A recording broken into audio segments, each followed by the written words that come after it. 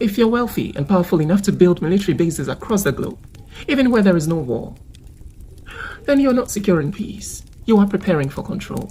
You are setting the stage for conflict, just in case. You're investing in war not as a reaction but as a routine.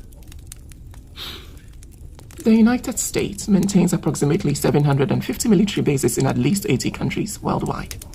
This expansive network includes significant presence in Japan, 120 bases with around 57,300 personnel, Germany 123 bases, and Italy 49 bases. In Africa, the US has established bases in countries such as Djibouti, Uganda, Kenya, and Ghana, with semi-permanent installations in nations like Libya and Somalia. But it's not just about being ready for war. It's about manufacturing it. These bases are not passive. They are footholds for political interference, regime manipulation, and economic coercion. The US and its allies have supported coups, funded proxy wars, and armed rebel groups under the guise of security interests. In Libya, the NATO-backed intervention fractured the country and opened the gates to prolonged instability and open-air slave markets. And right now, in the Democratic Republic of Congo, local populations are suffering amid ongoing exploitation and genocide, where so-called security partnerships serve to protect foreign mining interests more than Congolese lives. The war over coltan and cobalt is not a mystery, it's a business. These bases don't just respond to conflicts, they help create it, strategically, repeatedly, just in case peace dares to settle in, just in case you forget who your land belongs to, just in case you get too confident in your autonomy.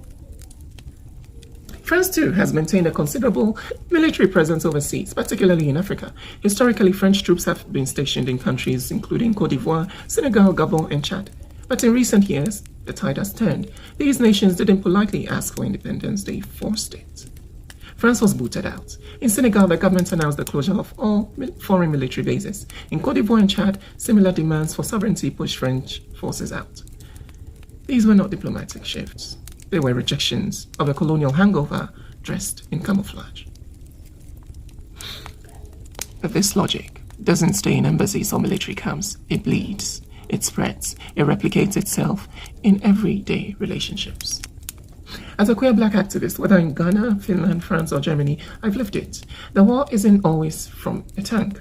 It's in the gaze, the silence, the weaponized smile. Friendship and sex have been used to monitor me, manage me, shape the narrative of who I am allowed to be. They've been tools of control disguised as connection. And the worst betrayal doesn't always come from the outside. It comes from the ones who say they know you. The ones who should.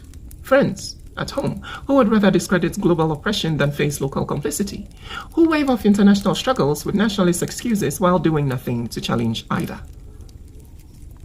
So no, I can't be too surprised, but I can still ask, have we learned nothing from history? Like nothing from what happens when power goes unchecked, when intimacy is used to infiltrate rather than to nurture? We like to think betrayal wears a uniform, speaks with an accent, or comes from somewhere far away, but often it shows up with a familiar voice. It touches you with the hand that once held yours. It whispers concern while it delivers the report. This is the same empire logic, scaled down. The same just-in-case thinking. Just in case you say too much. Just in case you reach too far. Just in case you dream too loudly. And the surveillance becomes social.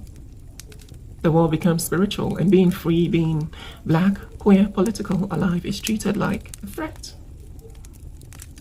Because some people aren't interested in peace. They're only comfortable with control. And when control feels natural, betrayal becomes easy, even intimate.